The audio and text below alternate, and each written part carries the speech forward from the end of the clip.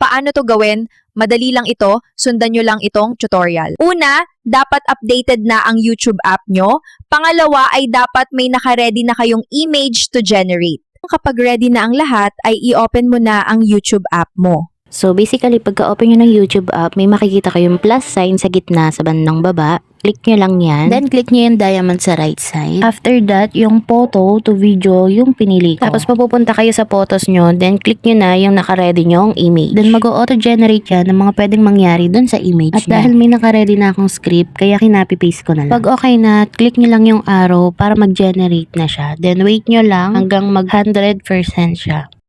Pag satisfied na kayo dun sa video, click nyo na yung 3 dot dun sa taas. Then, save to device. Then, ayan, nasa album nyo na siya. Dito sa device ko, may nagpa-pop up sa akin na video send to camera roll. Ibig sabihin, nasa gallery ko na siya. Pag walang send to device naman, continue nyo na lang. Click mo yung check, tapos sunod mo yung next. So, sa part na to, pwede nyo pa siyang lagyan ng caption or kahit wag na. Then, upload. Tapos, hintayin nyo lang mag 100% kapag okay na siya, nakapost na siya sa YouTube nyo. Click nyo na yung uploaded video nyo. Click mo yung 3 dots sa taas, then save to device. Ganun lang kadali. Thank you for watching and please follow, like, and share this video.